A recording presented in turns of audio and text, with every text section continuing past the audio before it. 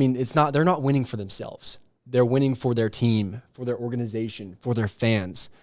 They've really just adopted a full winning mentality with how they approach life.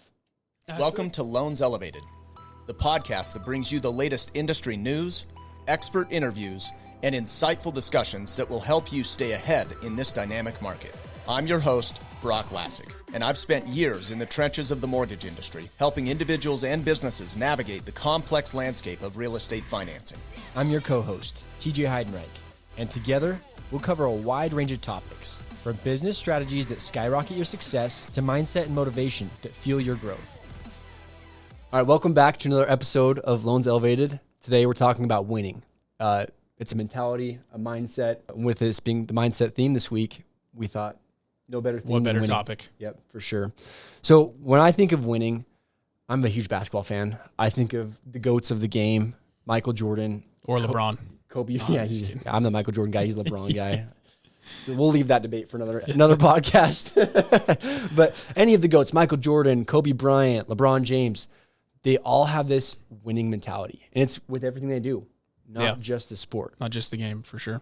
But one thing, it's not selfishly ridden. I mean, they're not winning for themselves. They're winning for their team, for their organization, for their fans.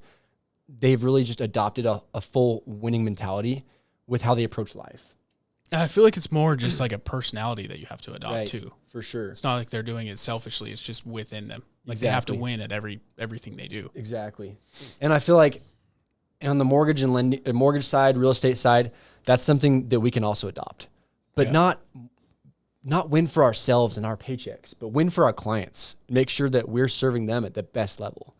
So there's an acronym that we've been taught through coaching, and we love it. We stand by it, and we want to make sure that you as real estate agents are also aware of this and live by it as well. You want to start covering that? Yeah, the acronym is V.A.L.U.E, and we'll start with the V. So it varies among people. People are going to value different things. TJ values sports cars. I don't value those as much, and vice versa. So understanding the value of your client is going to help them win. So that's the very start. I mean, you think about value, going back to your analogy there is, I like driving around sports cars, and you might have a client or someone that they don't care about cars, or like they don't want to spend the money on a car. They would rather drive around an old beater, and that's okay. That's just not them. Or Ryan, for example, he likes to have trucks. It doesn't matter what payment it is or how much the price is. He likes to have the truck, and I like to have the sports car. The value varies among us. Yep. Utility over speed. Exactly. Exactly. And number two, everyone wants to feel important. So, I mean, I want to feel important. Yeah. I know you do. It's in everyone. Everyone wants to feel like they're being taken care of and people care about them. That's what gives you that warm, fuzzy feeling that we all may not admit, but we're all chasing in life.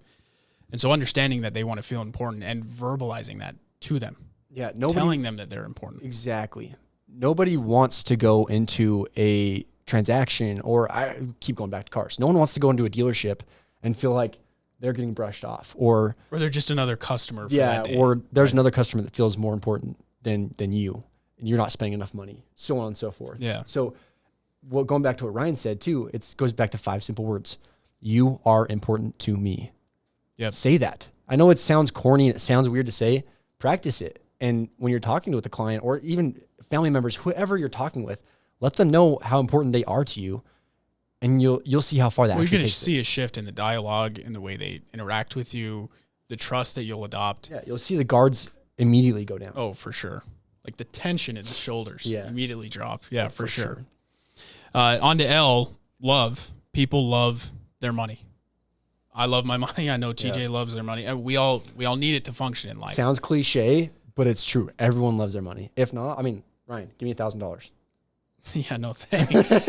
right. No one's just going to hand over $1,000 willingly. I mean, so and no one wants to overpay.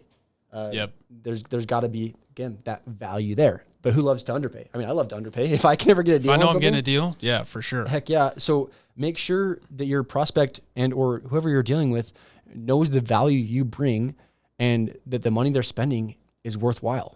And they're gonna have no problem.